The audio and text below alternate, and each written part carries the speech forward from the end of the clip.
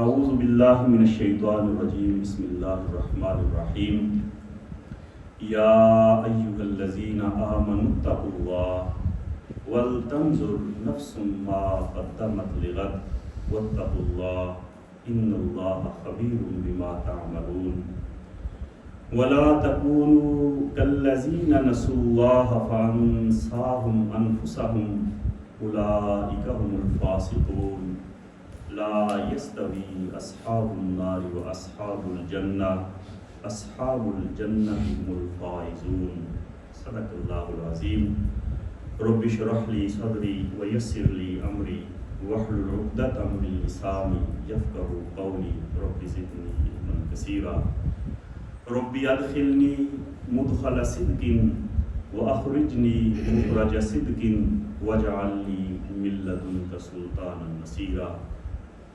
انتہائی قابل احترام خواتین و حضرات، حاضرین و سامعین، الحمدللہ ہمارا ہر جمعہ مبارک کو تسلسل کے ساتھ درس قرآن کا یہ سلسلہ جاری ہے۔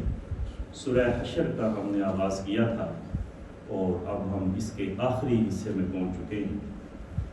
آج جو آیات میں نے آپ کے سامنے پڑھی ہیں، اگر آج کا درس آپ توجہ سے سنیں گے تو میں یہ سمجھتا ہوں کہ زندگی کو بدل دینے والا اور زندگی میں انقلاب برپا کر دینے والا یہ درس ہے۔ یہ اللہ کے کلام کی وہ آیات ہیں جو دلوں کو جھنجھوڑتی، روح کی دنیا میں اتر جاتی ہیں اور انسان کو اس کی زندگی کے اصل مقصد سے آشنا کرتی ہیں۔ اللہ فرماتے ہیں یا ایھا الذین آمنوا اتقوا اللہ، اے ایمان والو اللہ کا تقوی اختیار کرو، اللہ سے ڈرتے رہو۔ تقوی کیا ہے؟ فرمایا وَلْتَنْظُرْ نَفْسٌ مَا قَدَّمَتْ لِغَدٍ، تم میں سے ہر شخص یہ سوچے کہ اس نے اپنے کل کے لیے کیا بھیجا ہے، خود احتسابی کرے کہ کل قیامت کے دن کے لیے اس نے اس دنیا میں کیا اکٹھا کیا ہے۔ پھر دوبارہ فرمایا وَاتَّقُوا اللَّهَ، اللہ سے ڈر جاؤ، ان اللہ خبیر بما تعملون، یاد رکھو تم جو کچھ کرتے ہو دنیا والوں کی نظروں سے بچ سکتے ہو لیکن اللہ کی نظر سے نہیں بچ سکتے۔ اللہ تمہارے اعمال کو خوب جانتا ہے۔ ولا تکونوا کالذین نسوا اللہ فانساہم انفسہم، پھر اللہ فرماتے ہیں ان لوگوں کی طرح نہ ہو جانا جنہوں نے اپنے اللہ کو بھلا دیا، جو اپنے اللہ کو بھول گئے۔ اور پھر کیا خوبصورت اللہ نے تبصرہ فرمایا ہے، اللہ کہتے ہیں مجھے انہوں نے کیا بھولنا تھا، فَأَنْسَاهُمْ أَنفُسَهُمْ، بات دراصل یہ ہے کہ انہوں نے اپنے آپ کو بھلا دیا ہے، یہ خود کو بھول گئے، یہ خدا فراموشی نہیں، یہ خود فراموشی ہے۔ أُولَئِكَ هُمُ الْفَاسِقُونَ، اور یہی لوگ فاسق اور نافرمان ہیں۔ لَا يَسْتَوِي أَصْحَابُ النَّارِ وَأَصْحَابُ الْجَنَّةِ، جنت والے اور دوزخ والے برابر نہیں ہو سکتے۔ اصحاب الجنت هم الفائزون، اہل جنت وہی کامیاب ہیں۔ لو انزلنا هذا القرآن على جبل لرأيته خاشعا متصدعا من خشية الله وتلك الامثال نضربها للناس لعلهم يتفکرون، اگر اس قرآن کو، ان نصیحتوں کو، اس پیغام کو ہم پہاڑوں پہ نازل کر دیتے، تم دیکھتے کہ اللہ کے خوف سے وہ بھی لرز اٹھتے اور باش باش ہو جاتے۔ یہ مثالیں ہم لوگوں کے لیے اس لیے بیان کر رہے ہیں لعلہم یتفکرون، کہ وہ بھی فکر کریں۔ اب ان آیات پر تھوڑی سی توجہ فرمائیں۔ سب سے پہلے تو فرمایا کہ اے ایمان والو تقوی اختیار کرو، اللہ سے ڈر جاؤ، اور ہر وقت اپنا محاسبہ کرتے ہوئے یہ سوچو کہ تم نے کل قیامت کے دن کے لیے آگے کیا بھیجا ہے، کیا جمع کیا ہے، اور تم جو کچھ کر رہے ہو اللہ کو اس کی خبر ہے۔ اور ان لوگوں کی طرح نہ ہو جانا جنہوں نے اس دنیا میں آ کر اللہ کو بھلا دیا، دراصل انہوں نے اللہ کو نہیں بلایا، انہوں نے اپنے آپ کو بلا دیا۔ اب سب سے پہلے یہ دیکھیں کہ انسان کیا چیز ہے، کیا یہ خود پیدا ہوا ہے؟ کیا یہ اپنی مرضی سے پیدا ہوا ہے؟ کیا اس نے پیدائش کے وقت یہ خود انتخاب کیا ہے کہ میں مرد ہوں گا یا عورت ہوں گا، میں پٹھانوں کے گھر پیدا ہوں گا یا پنجابیوں کے گھر پیدا ہوں گا؟ کیا انسان نے یہ خود طے کیا ہے کہ میرا رنگ ایسے ہوگا، میری آنکھیں ایسی ہوں گی، میرا ناک اور کان ایسا ہوگا اور میری ساخت ایسی ہوگی؟ نہ انسان نے خود کو بنایا ہے اور نہ ہی انسان خود اس دنیا میں زندہ ہے اپنی مرضی سے۔ زندگی کی سانسوں کی ڈور بھی اللہ کے قبضہ قدرت میں ہے، جب چاہے کھینچ لے، انسان ایک لمحے کے لیے بھی مزید زندہ نہیں رہ سکتا۔ یہ انسان نہ اپنی مرضی سے آیا ہے، نہ اپنی مرضی سے زندہ ہے، نہ اس کو کوئی اختیار ہے، نہ اپنی مرضی سے اس نے پیدا ہوتے وقت علاقے کا انتخاب کیا، نہ قوم، قبیلے اور نسل کا انتخاب کیا، نہ شکل و صورت کا انتخاب کیا۔ اس کے اختیار میں ہی کچھ نہیں ہے۔ چند چیزیں جو اللہ نے انسان کو اختیار میں دی ہیں، ان کو پا کر انسان اتنا بڑا ہو گیا ہے کہ نسوا اللہ کو ہی بھول گیا ہے۔ سب سے پہلے اس بات پر ہم اگر آج غور کر لیں کہ آخر انسان ہے کیا چیز؟ لیکن اس دنیا میں، اس زمین پر کروڑا مخلوقات ہیں، اور یہ زمین تو کچھ بھی نہیں ہے۔ یعنی اگر آپ ہوا اوپر اڑنا شروع کر دیں، اوپر کی طرف سفر کرنا شروع کر دیں، تو چند 100 کلومیٹر کے بعد یہ زمین آپ کو چھوٹی ہوتی دکھائی دے گی، اور اس کے مقابلے میں اور بڑی بڑی زمینیں، بڑے بڑے سورج، بڑے بڑے ستارے، بڑے بڑے سیارے وہ آپ کو نظر آنا شروع ہو جائیں گے۔ تھوڑا سا اوپر اور چلے جائیں تو یہ زمین تو بالکل ایک نقطہ سا رہ جائے گی، اور اس کے مقابلے میں جو دیگر نظام ہے وہ آپ کو اس سے کہیں زیادہ مضبوط اور زیادہ سٹرانگ دکھائی دے گا۔ یہ دروازہ کھول دو۔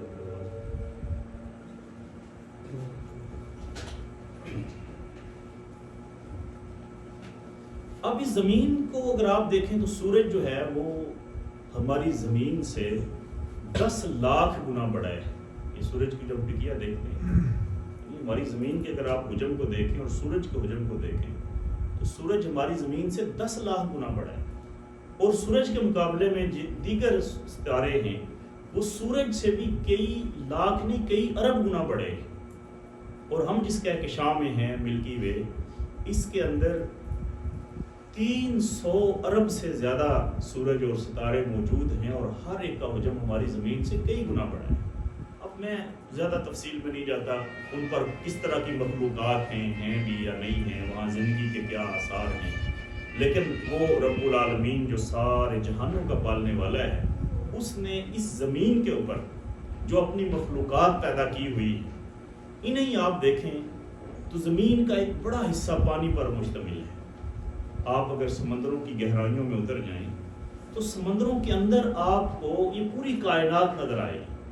سمندروں کے اندر آپ کو پہاڑی سلسلے ملیں گے، سمندروں کی گہرائیوں میں آپ کو صحرا ملیں گے، سمندروں کی گہرائیوں میں آپ کو جنگلات ملیں گے، ایسی ایسی جڑی بوٹیاں اور ایسے ایسے پتھر ملیں گے، اور ان کے اندر رہتی بے شمار طرح کی مخلوقات۔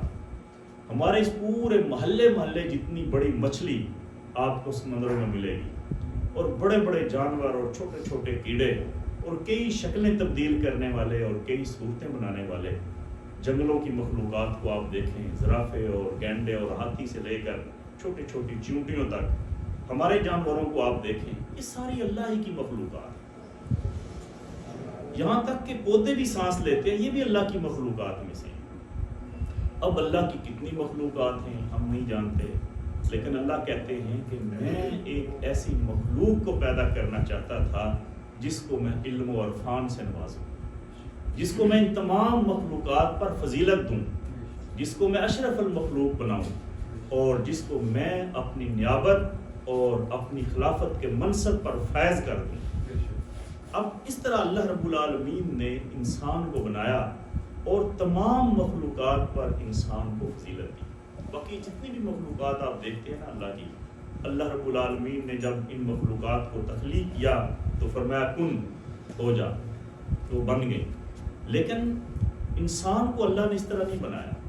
انسان کو اللہ نے اپنے ہاتھ سے اس کا ایک ایک جوڑ اور ایک ایک پور صحیح درست طریقے سے سلیقے سے بنایا، اور اللہ نے 4 قسمیں اٹھا کر فرمایا والتین والزیتون وطور سینین وَهَذَا الْبَلَدِ الْأَمِينَ لَقَدْ خَلَقْنَا الْإِنسَانَ فِي أَحْسَنِ تَقْوِيمٍ کہ میں نے انسان کو بڑی احسن تقویم میں پیدا کیا.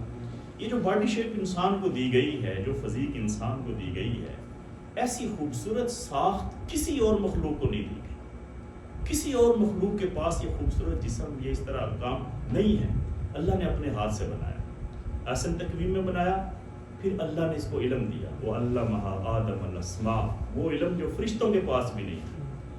پھر اللہ نے اس کو عزت دی، وَلَقَدْ كَرَّمْنَا بَنِي آدَمَ، اور عزت کی تو انتہا کر دی کہ اللہ نے اپنی نوری مخلوق فرشتوں سے کہا کہ اس انسان کے آگے سجدے میں گر جاؤ.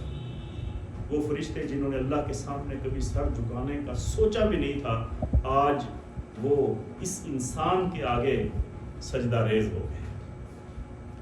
اور پھر اللہ نے انسان کو عقل دی. عقل روایات میں آتا ہے کہ جب اللہ تعالیٰ نے عقل تخلیق کی تو اس عقل کو تخلیق کر کے اللہ رب العالمین خود بھی خوش ہو گیا کہ واہ میں نے کیا چیز بنائی.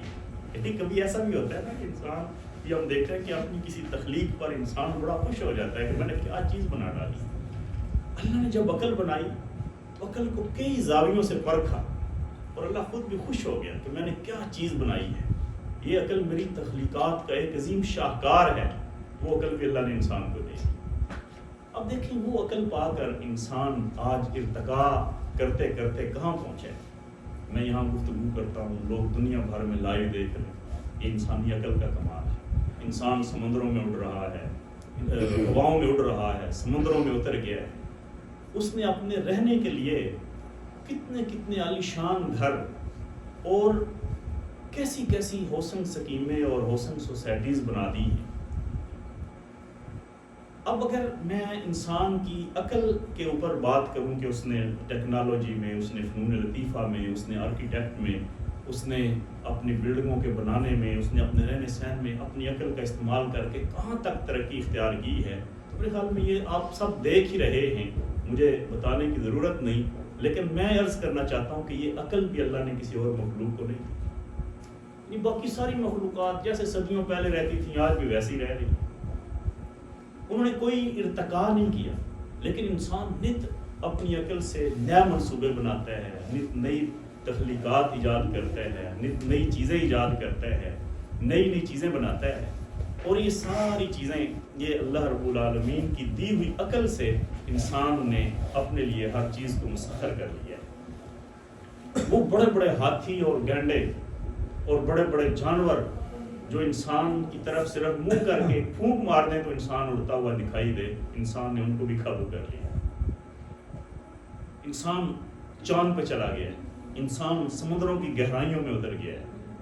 انسان یہاں بیٹھتا ہے، لائیو پوری دنیا کے سامنے گفتگو کرتا ہے. یہ اس کی عقل ہے. اب یہ سب کچھ اللہ نے انسان کو عطا فرمایا. پھر اللہ فرماتا ہے کہ وَخَلَقْنَاكُمْ أَزْوَاجًا، پھر ہم نے تمہیں جوڑا جوڑا بنایا. ہم نے تمہاری تسکین کے لیے بیویوں کو، عورتوں کو بنایا. حضرت آدم کے لیے حوا کو بنایا. خوبصورت جوڑی بنا دی مرد اور عورت کی. اور پھر اللہ نے فرمایا یا آدم اسکن انت وزوجک الجنہ، اے آدم اب تو اور تیری بیوی جا کر جنت میں رہو. اب چونکہ اللہ نے انسان کو سب سے افضل مخلوق بنایا تھا، اپنی نیابت اور خلافت کے منصب پہ فائز کیا تھا، اب اس کی رہائش کے لیے اللہ رب العالمین نے اپنی شان کے مطابق اس کی رہائش کے لیے جنت تعمیر کی، جنت بنائی. اب جنت کیسی ہوگی اس کا ہم یہاں کیا اندازہ لگائیں. میں اس دنیا میں کیا مثال آپ کو دوں کہ جنت ایسی ہوگی. اس زمین کی تو کوئی حیثیت ہی نہیں. جنت کی ایک حور کے دوپٹے کا ایک ٹکڑا اگر اس زمین پہ آ جائے اور اس زمین کی ساری دولت ایک پلڑے میں رکھ دی جائے اور وہ دوپٹہ ایک پلڑے میں ہو تو زمین کی ساری دولت مل کر اس ایک ٹکڑے کا بھی مقابلہ نہیں کر سکتی. یہ مثال تو دی نہیں جا سکتی، لیکن چلیں قریب قریب سمجھانے کے لیے عرض کرتا ہوں کہ انسان کو جتنا اللہ نے دولت دی ہوتی ہے، نوازا ہوتا ہے، وہ اس حیثیت کے مطابق اپنے لیے قلعے بناتا ہے، محل بناتا ہے، ہوٹل بناتا ہے، برج الخلیفہ جیسی عمارتیں اور بلڈنگیں کھڑی کرتا ہے اور حسن سکیمیں بناتا ہے. اگر انسانوں کی بنائی ہوئی حسن سکیمیں دیکھیں میں مختلف غیر ملکی دوروں پہ کچھ ایسے 5 اسٹار ہوٹلوں میں ٹھہرا ہوں، قیام کیا ہے کہ جہاں ایک دفعہ جا کر انسان حیرت میں گم ہو جاتا ہے کہ یہ کیا دنیا ہے، دنیا ہی الگ ہے۔ یعنی ایک تو اس کا انتخاب ایسی جگہوں پر کرتے ہیں جو انتہائی خوبصورت وادیوں میں ہو اور خوبصورت جہاں قدرتی مناظر ہوں، موسم جہاں بڑا اچھا ہو، پھر اس کی جو ہوٹل بناتے ہیں اس میں انسان کی سہولت کے لیے اتنا کچھ وہ کرتے ہیں کہ اب جتنی بھی بات لمبی کریں اتنی ہی کم، کہ صبح ناشتے پہ اٹھیں تو سینکڑوں سو قسم کے جو ہے وہ ڈشیں وہ ناشتے پہ لگی ہوتی ہیں۔ متاثر ایسے ہی کچھ سفروں میں آپ بھی میرے ساتھ۔ اچھا، پھر اگر آپ دیکھیں سوئمنگ پول، پھر کمرے ٹھنڈے ہو گئے، موسم کے مطابق گرم ہو گیا، بیڈ اس طرح سے بن گیا۔ انسان کیا سوچتا ہے، انسان کو کیا چاہیے، انسان کی کیا ڈیمانڈ ہے، ہر خواہش، ہر ڈیمانڈ اس کی بس ایک اشارے پہ اس کے وہاں موجود ہوتی ہے۔ ہمارا ملک پاکستان غریب ترین ملکوں میں سے ایک ملک ہے۔ یہاں بھی اگر آپ چلے جائیں، لوگوں کے گھر دیکھیں، کوٹھیاں بنگلے جو لوگ بناتے ہیں، یا چلے جو سوسائٹیز بناتے ہیں، بحریہ ٹاؤن ہے، یہ ہمارے فوجی بھائی ہے DHA بناتے ہیں، ذرا جائیں نا ان سوسائٹیز میں، ان کا ذرا سٹینڈرڈ دیکھیں، آپ ان کی سڑکیں دیکھیں، پھر گرینری دیکھیں، وہ پھر پیکیج دیتے ہیں، جی ہم نے یہاں زو بھی بنایا ہے، ہم نے پارک بھی بنایا ہے، ہم نے یہ بھی بنایا ہے، وہ بھی بنایا ہے، کہ یہ انسان کے رہنے کے لیے یہ ایک عالیشان ہاؤسنگ سکیم بنائی ہے۔ یہ انسانوں کی بنائی ہوئی ہاؤسنگ سکیم ہے جہاں میرے اور آپ جیسے مڈل کلاس لوگ بیٹھ کر صرف سوچ سکتے ہیں، واہ جی کیا بات ہے، موجیں ہیں ان کی۔ یہ پاکستان کی ہاؤسنگ سکیموں میں رہنے والے لوگوں کے بارے میں ہم یہ سوچتے ہیں کہ موجیں ہیں ان کی۔ یہ جو جنت بنائی گئی ہے، صرف تصور کریں کہ وہ کیسی ہوگی، اور جنت میں رہنے والوں کی کیا موجیں ہوں گی۔ جنت کیا ہے؟ اللہ تعالیٰ کی نعمتوں میں سب سے بڑی نعمت ہے وہ جنت جہاں کوئی غم نہیں ہے، کوئی بیماری نہیں ہے، کوئی ڈپریشن نہیں ہے، کوئی موت نہیں ہے۔ وہ جنت جہاں نعمتیں ہی نعمتیں ہیں، کوئی سٹریس نہیں ہے، کوئی تناؤ نہیں ہے، کوئی کسی قسم کا دکھ غم قریب تک نہیں ہے۔ اللہ نے انسان کے لیے یہ جنت بنائی تھی، اور یہی ٹھکانہ ہے انسان کا، یہی ٹھکانہ ہے انسان۔ جب اللہ تعالیٰ نے فرمایا یا آدم اسکن انت وزوجک الجنہ، اے آدم تم اور تمہاری بیوی جا کر جنت میں رہو۔ اب اگر آدم علیہ السلام اور حوا علیہ السلام جنت میں ہی رہتے اور جنت میں ہی قیام کرتے تو کیا ہوتا؟ جنت میں ان کی نسلیں آگے چلتی، بچے پیدا ہوتے، اولاد پیدا ہوتی، ہم سب جنت میں پیدا ہوتے، جنت میں وراثت میں ملتی چلی جاتی، اور آج ہم جنت میں رہ رہے ہوتے۔ لیکن اللہ نے کمال حکمت سے یہ فیصلہ کیا کہ جنت بنائی تو اسی کے لیے ہے، لیکن چونکہ میں نے اسے عقل دی ہے، اور سب سے عظیم تخلیق عقل میں نے انسان کے اندر رکھی ہے، میں نے اسے ایسے تقویم میں بنایا ہے، میں نے اسے نیابت اور خلافت کے منصب پر فیض کیا ہے، میں نے اس کو فرشتوں سے سجدہ کروایا ہے، میں نے اس کو مخلوقات میں سب سے بلند ترین مقام دیا ہے۔ اب یہ مجھے پہچانتا بھی ہے کہ نہیں پہچانتا؟ میرے بارے میں اب اس کی رائے کیا ہے؟ یہ مجھے بھول جاتا ہے یا یاد رکھتا ہے؟ اس کے لیے پھر اللہ نے ایک چھوٹے سے انٹری ٹیسٹ کا اہتمام کیا، فرمایا کہ یہ جنت اسی کے لیے، لیکن یوں مفت میں نہیں ملے گی، بلکہ میرٹ کی بنیاد پہ ملے گی۔ میرٹ ہوگا جنت، جو میرٹ بنائے گا جنت اس کی۔ میرٹ کیا؟ فرمایا چھوٹا سا انٹری ٹیسٹ ہے کہ انسان کو جنت سے نکالو، تھوڑی سی مدت کے لیے زمین پہ بھیجو، اور یہ زمین پہ جو اس کا قیام ہے یہ امتحان ہے۔ اس امتحان میں پرکھ لو کہ یہ جنت میں رہنے کے قابل ہے کہ نہیں۔ اس زمین پہ رہتے ہوئے اس نے اپنے آپ کو یا اپنے خالق اور مالک کو یاد رکھا یا نہیں، اس نے اللہ کی نعمتوں کو یاد رکھا یا نہیں، اس نے اپنی زندگی کے مقصد کو جانا یا نہیں۔ اگر تو یہ اس دنیا کے امتحان میں اپنے خالق اور مالک کو یاد رکھتا ہے تو جنت اسی کی ہے، اگر یہ نیک عمل کرتا ہے تو جنت اسی کی ہے، قرآن کہتے ہیں الذی خلق الموت والحیات لیبلوکم ایکم احسن عملا، کہ اللہ نے انسان کو زمین پہ بھیجا، پھر موت اور زندگی کے مرحلے سے گزارا، جو پیدا ہوا مارنا ہے۔ اور یہ جو موت اور زندگی کے درمیان چھوٹا سا وقفہ ہمیں اس دنیا میں رہنے کے لیے دیا، اس کا صرف ایک مقصد تھا، صرف ایک مقصد لیبلوکم ایکم احسن عملا۔ اللہ چاہتا تھا کہ میں ان کی آزمائش کر لوں، میں نے امتحان لے لوں ان کا کہ ان میں نیک عمل کون کرتا ہے۔ اگر کسی نے اس دنیا میں رہ کر نیک عمل کر لیے، اولئک هم الوارثون الذین یرثون الفردوس ہم فیہا خالدون، وہ جنت فردوس کا وارث ہے۔ آ جاؤ بھائی، جنت تمہارے لیے بنی تھی، اور جو غافل ہو گیا نہیں بھائی، اب جنت تمہاری نہیں ہے۔ اس لیے اللہ نے فرمایا وَلَا تَكُونُوا كَالَّذِينَ نَسُوا اللَّهَ، ان لوگوں کی طرح نہ ہو جانا جنہوں نے اپنے اللہ کو بلا دیا۔ پھر اللہ کہتے ہیں نہیں، اللہ کو انہوں نے کیا بلانا ہے، یہ انہوں نے دراصل فَأَنْسَاهُمْ أَنفُسَهُمْ، انہوں نے اپنے آپ کو بلا دیا۔ غور تو کرو یار، تم کون ہو، کہاں سے آئے، کب تک یہاں رہنا ہے اور کتنا رہنا ہے، کہاں جانا ہے، اور جہاں جانا ہے وَلْتَنْظُرْ نَفْسٌ مَا قَدَّمَتْ لِغَدٍ، تم میں سے ہر شخص یہ سوچے کہ اس نے اپنے کل کے لیے یہاں کیا کمایا ہے، کیا اکٹھا کیا، احتساب کرے کیا کل کے لیے کیا جوڑا ہے۔ اگر تو کل کے لیے کچھ جوڑا ہے اور اپنے اللہ کو پہچانا ہے تو پھر یقیناً جنت ہے، اور اگر کل کے لیے کچھ نہیں نہ جوڑ سکے، یہاں یہ جس مقصد کے لیے آئے تو اس مقصد کو بھلا دیا اور فراموش کر دیا، کوئی نیکیاں نہیں کی، کوئی اللہ کو راضی نہیں کیا، اپنی زندگی کے مقصد حیات سے غافل رہے اور دنیا کے چکروں میں پڑے رہے اور اسی طرح مر گئے، تو پھر جنت تو دور کی بات، پھر الٹا جہنم کے عذاب میں جلنا پڑے گا۔ اور اللہ فرماتے ہیں لا یستوی اصحاب النار و اصحاب الجنہ، خوب اچھی طرح یاد کر لو اور کان کھول کے سن لو، جنت والے اور دوزخ والے یہ کبھی برابر نہیں ہو سکتے۔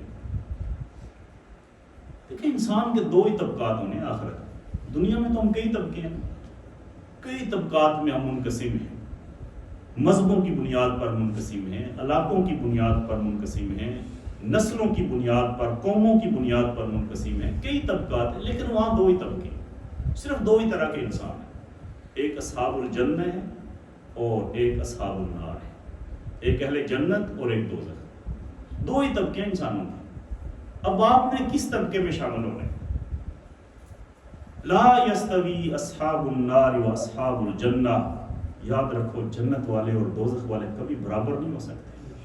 اصحاب الجنت هم الفائزون، جنت والے تو کامیاب ہو گئے، جنت والے کامیاب، لیکن یہ جنت ملے گی کیسے؟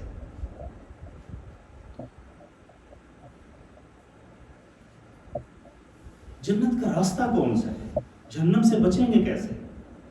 وَلْتَنْظُرْ نَفْسٌ مَا قَدَّمَتْ لِغَدٍ، جب ہم روزانہ کی بنیاد پر اپنا احتساب کریں گے کہ میں نے کل کے لیے کیا آگے بھیجے، کیا ہے میرے پاس، کل اگر آج مجھے موت آ جائے، اسی وقت موت آ جائے تو میں نے کل کیا حساب دینا ہے اللہ، میں نے کیسے آگے بڑھنا ہے، اللہ کے سامنے کس طرح پیش ہونا ہے۔ یہ جو قرآن اللہ تبارک و تعالیٰ نے نازل کی ہے ہماری ہدایت اور رہنمائی کے لیے، لیکن افسوس کہ ہم نے کبھی اس کلام کی عظمتوں کو جانا ہی نہیں ہے۔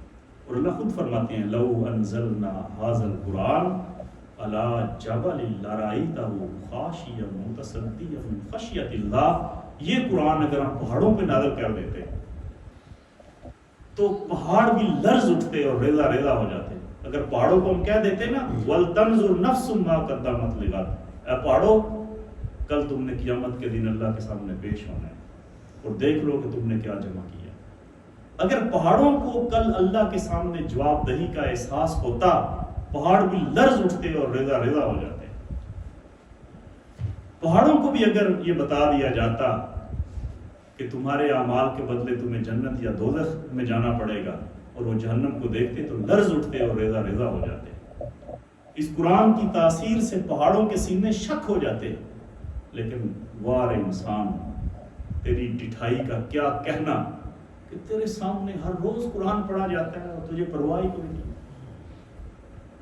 تجھے بتایا بھی جاتا ہے کہ تجھے مرنا ہے، اچھا جی ویکھیا جائے گا جب موت آئے گی، تجھے بتایا بھی جاتا ہے کہ قبر میں تجھ سے حساب کتاب ہونا ہے، اچھا قبر میں حساب، اچھا ویکھیا جائے گا جب حساب کتاب ہوئے گا، فرشتے آئیں گے دیکھ لو، تمہیں بتایا بھی جاتا ہے کہ کل قیامت کے دن اللہ کے سامنے روز محشر پیش ہونا ہے اور حساب کتاب دینا، اچھا ٹھیک ہے جی دیتے رہو گے حساب، آپ جدو میڑا آئے گا ویکھ لو۔ لیکن یہ چیز اگر ہم پہاڑوں کو بتا دیتے نا، پہاڑوں کے اوپر یہ چیز، پہاڑ تو لرز اٹھتے، شک ہو جاتے اور ریزہ ریزہ ہو جاتے، لیکن واہ انسان تیری ڈٹھائی پرواہ کوئی نہیں، پتہ نہیں انسان یہ بہادری کہاں سے لایا ہے، کہاں سے اس کے اندر یہ چیز آ گئی ہے، ویکھ لواں گے جو ہوئے گا ویکھیا جائے گا، نبٹ لواں گے قبر فرشتہ نال بھی نبٹ لواں گے، قیامت دے دن اللہ دے عدالت ہے چوتھے ہی ویکھ لواں گے کی ہونا، جہنم میں ٹر گیا پھر کی ہے، جہنم نال بھی نبٹ لواں گے، کیا ہو گیا، کیا ہو گیا، یعنی غفلت کی بھی کوئی انتہا ہوتی ہے،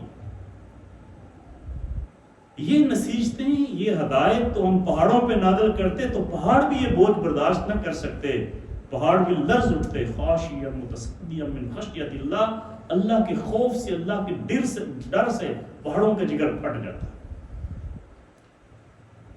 انسان ہے کہ پرواہ نہیں، قرآن پڑھا جاتا ہے، نصیحتیں کی جاتی ہیں، ہدایات اپنی چکروں میں پڑھا ہوا، اپنی دنیا میں موجود، نہ موت یاد ہے، نہ قبر یاد ہے، نہ برزخ یاد ہے، نہ روز محشر اللہ کے سامنے حساب کتاب دینا یاد ہے، نہ جنت کی طلب ہے، نہ جہنم کا خوف ہے، نہ اللہ کی محبت ہے، نہ اللہ کے رسول کی محبت ہے، تو پھر یہ کیا ہے زندگی؟ پھر کیا ہے زندگی کی حقیقت؟ کیا تم جانور ہو جو اللہ نے دیگر مخلوقات پیدا کی تھی جانوروں کی طرح، جانور وہ آئے اور چلے گئے؟ نہیں، تمہیں عقل دی ہے، تمہارے لیے جنت بنائی ہوئی، جنت سے تمہیں امتحان کے لیے یہاں بھیجا ہوا ہے، تمہاری زندگی اس طرح نہیں ہے، تم غفلت میں نہیں زندگی گزار سکتے اور غفلت میں نہیں رہ سکتے، وَلْتَنْظُرْ نَفْسٌ مَا قَدَّمَتْ لِغَدٍ، تمہیں احتساب کرنا ہوگا، ہر روزانہ کی بنیاد پہ دیکھنا ہوگا کہ کل قیامت کے دن کے لیے تم نے کیا جمع کیا ہوا ہے، وَلَا تَكُونُوا كَالَّذِينَ نَسُوا اللَّهَ فَأَنسَاهُمْ أَنفُسَهُمْ، ان لوگوں کی طرح نہیں ہو جانا جنہوں نے اللہ کو بھلا دیا، تمہیں اللہ کو یاد رکھنا ہے، اللہ کو یاد رکھنا ہے، اللہ کو نہیں بھولنا، اللہ نے تمہیں بھیجا ہے یہاں، اللہ کو نہیں بھولنا، یہاں آپ کے والدین آپ کو امریکہ بھیجے، بڑا پیسہ لگائیں، بڑا خرچہ کریں، بڑی امیدوں کے ساتھ بیٹا جاؤ وہاں سے کچھ پیسے کما کے واپس آؤ، اور آپ وہاں جا کر اپنے ماں باپ کو بھول جائیں، اور جو کمائیں وہیں اڑا کے خالی ہاتھ 10 سالوں بعد واپس آ جائے، کچھ بھی نہ ہو، تو لوگ آپ کو کہیں کہ پاگل وقت ضائع کر ہے، وہاں سے کچھ کما کے لاتا، یہاں کچھ گھر بناتا، کچھ چیزیں، والدین بھی سکھی رہتے، تم بھی سکھی رہتے، یہ تو چھوٹی سی بات ہے، لیکن ہماری زندگی اگر خدا نہ خواستہ برباد ہو گئی اور اللہ ہمارا ہم سے ناراض ہو گیا تو پھر یہ بڑے ہی پچھتاوے کا سبب ہے، بڑا پچھتاوے کا سبب ہے۔ تو اس لیے عزیزوں، ہم نے یہ جو محفل یہاں رکھی ہے اپنے محلے میں، اس کا سب سے بڑا مقصد تو یہ ہے کہ میں سب سے پہلے اپنے آپ کو اور پھر اپنی اولاد کو ان کے نفس کا تزکیہ کرتے ہوئے اللہ سے جوڑوں، اپنے لیے رکھیے، کسی پر کوئی دین احسان نہیں، اپنی اور اپنی اولاد کی فکر، ساتھ چلیں، آپ بھی اگر شریک ہو جائیں تو ہم ہفتے میں تھوڑی دیر یہاں بیٹھ کر کوئی اللہ کو یاد کر لیا کریں، اللہ کا ذکر کر لیا کریں، کوئی قرآن کی باتیں سن لیا کریں، کوئی اللہ کے ساتھ محبت کے معاملے کر لیا کریں، کوئی اللہ کے رسول کے ساتھ صلی اللہ علیہ وسلم ان کی محبت کی چنگاری دلوں میں روشن کر لیا کریں، شاید یہی چیز کل قیامت کے روز ہمارے جنت میں جانے کا سبب بن جائے، ہماری اخروی زندگی کی فلاح اور کامیابی کا سبب بن جائے۔ بس یہ تڑپ رکھ کر یہ محنت کوشش یہ کی ہے. اللہ تعالیٰ سے دعا ہے کہ اللہ تعالیٰ ہمیں اس پر استقامت عطا فرمائے اور ہماری یہ محفل جو ہے وہ اسی طرح چلتی رہے. وآخر دعوانا الحمدللہ.